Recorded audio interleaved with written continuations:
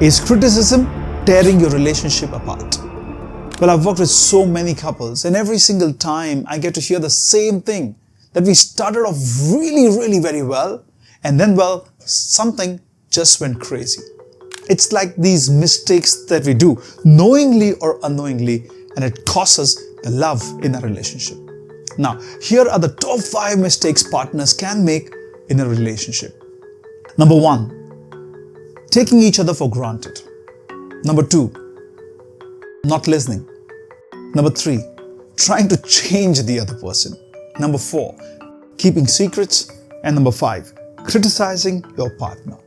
While all these mistakes have consequences, criticizing your partner can be particularly damaging, swiftly draining the vitality from your relationship.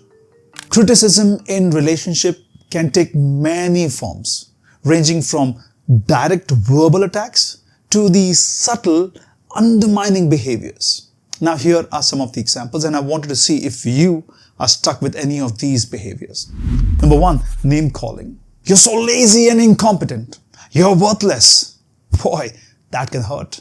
Number 2, blame shifting. This is all your fault. You never listened to me. Can be very attacking. Number 3, constant criticism of appearance and abilities.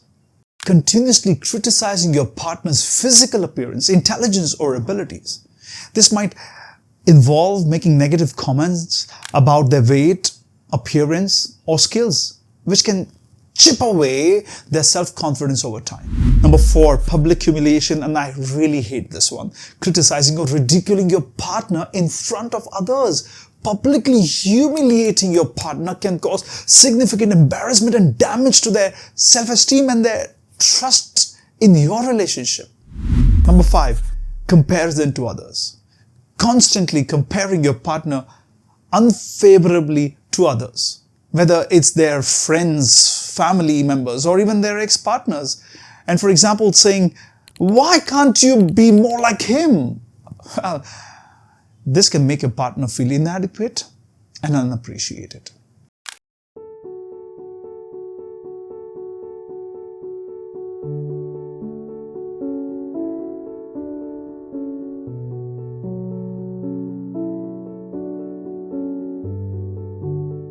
People may criticize someone in a relationship for various reasons, which can be influenced by individual personality traits, communication styles, past experiences, and relationship dynamics. And I want you to really get the hang of this today. Really understand what are some of the common reasons why people criticize. Now, there are some of the positive reasons, like expressing dissatisfaction. Criticism may be a way for individuals to express dissatisfaction with their partner's behavior, their actions, and their choices. They may use criticism as a means of communicating their needs, their expectations, or preferences in relationship. Can you hear the pain? Well, when we can't, criticism can really harm. Number 2, seeking changes or improvement. Criticism can sometimes be motivated by a genuine desire to see positive change or improvement in the relationship. Partners may offer feedback or critique in the hope of addressing issues, resolving conflicts, or fostering personal growth. Number 3, unmet expectations. Criticism may arise when one partner feels that their expectations are not being met in a relationship. They may express disappointment or frustration through criticism, particularly if they perceive the partner's actions are falling short of expectations. And the other reason is that criticism may occur when individuals lack effective communication skills or conflict resolution strategies. They may resort to criticism as a default response to disagreements or frustrations, rather than engaging in a constructive dialogue. This really needs to be addressed.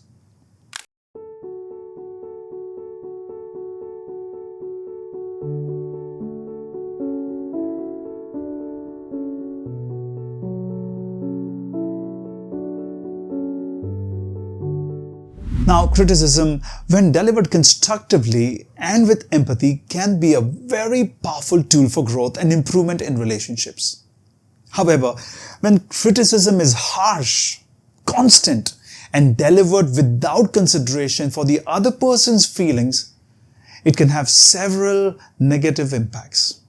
I know if you are already a victim of criticism, you must be experiencing any one of these. For example, hurt feelings. Harsh criticism can be emotionally damaging, causing the recipient to feel hurt, rejected, or unappreciated. It can undermine their self-esteem and confidence. How about defensiveness? When criticized unfairly or excessively, individuals may become defensive, shutting themselves down. No communication and therefore creating barriers to resolving issues constructively. Their defensiveness can escalate conflicts and strain relationships even further. Resentment and anger, another big one. Chronic criticism can breed resentment and anger over a period of time. If someone feels constantly attacked or belittled, they may begin to harbor negative feelings towards the criticizer, which is yourself, and therefore leading to increased tension in the relationship. It takes you nowhere, trust me. Next one, avoidance of feedback. Excessive criticism can cause individuals to avoid seeking feedback or even sharing their thoughts and ideas. They may fear further judgment or rejection, leading to a lack of open communication and collaboration in the relationship.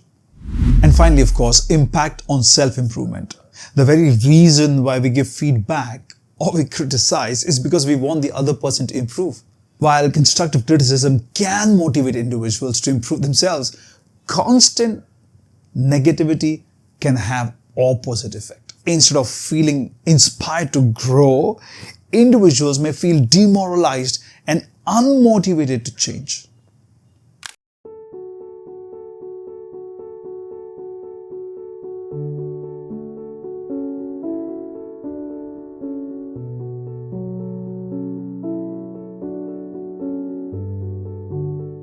Now, let's spend some time to understand what really happens in the brain when someone is criticized.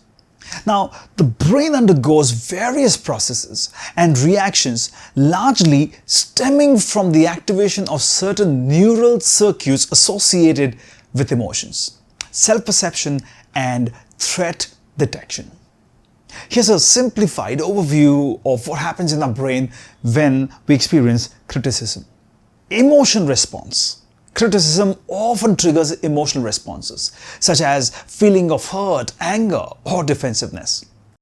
Now, these emotions are mediated by brain's regions like the amygdala, which is involved in processing emotional stimuli and generating emotional responses. Criticism can also activate the body's stress response system, leading to the release of stress hormones like cortisol and adrenaline. The amygdala, along with the hypothalamus and the pituitary gland, plays a role in regulating this stress response. The next factor is that criticism often triggers self-evaluation and rumination as we reflect on the validity of the criticism and its implication for our self-image. Brain regions involved in self-referential processing, such as the medial prefrontal cortex, becomes activated during this process. In response to criticism, our brain may also engage various defense mechanisms to protect our self-image and preserve our sense of identity. These mechanisms may involve rationalization, denial, or avoidance, and they are all mediated by complex interaction between different brain regions. Overall, the experience of criticism elicits a complex interplay of neural mechanisms. Understanding them can really shed light on why criticism can be so emotionally challenging and how it can influence our thoughts, feelings, and our behaviors. Gay Hendricks, in his book, The Big Leap, Conquer Your Hidden Fears and Take Life to the Next Level, clearly captures the detrimental impact of criticism and blame on intimate relationships. He says criticism and blame are addictions, and they're costly addictions because they are the #1 destroyer of intimacy in close relationships. I really got inspired with this line because you know what? It really brings out the notion that criticism and blames are costly addictions. Highlights their high price in terms of relationship satisfaction and well-being. Instead of fostering understanding and growth, they serve as barrier to intimacy, leading to feelings of resentment, defensiveness, and distance. Recognizing and addressing those destructive patterns is essential for cultivating healthy and fulfilling relationships.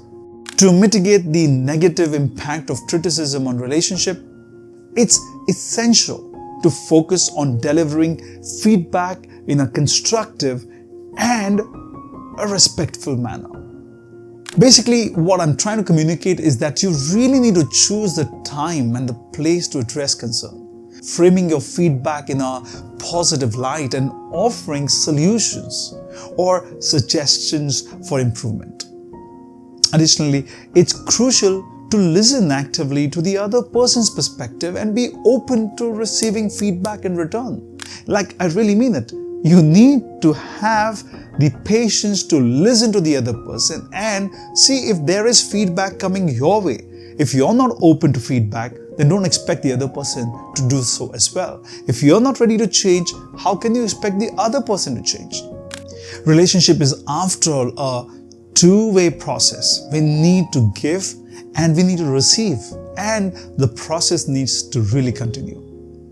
Building a foundation of trust, empathy, and mutual respect. I repeat, trust, empathy, and mutual respect.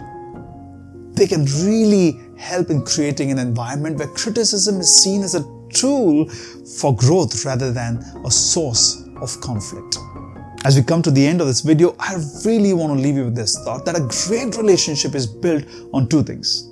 First, appreciating the similarities, and second, respecting the differences. I repeat, appreciating the similarities and then respecting the differences. Recognizing shared values and interests strengthens connections, while respecting individual differences foster growth and understanding. So go ahead and embrace both these aspects and build a harmonious partnership between both of you based on love, acceptance, and mutual respect. Eventually, our only goal is to live well and stay happy. And I really hope that this video is going to help you to really keep that criticism at bay, have good quality conversations, and rebuild the love that's gone missing. And when you do that, you notice that life becomes so much more meaningful. I really hope you enjoyed this video, and don't forget to like and subscribe and pass on the video to anybody else who you think may get benefited by this. Until the next time, this is Rahul Kapoor saying goodbye.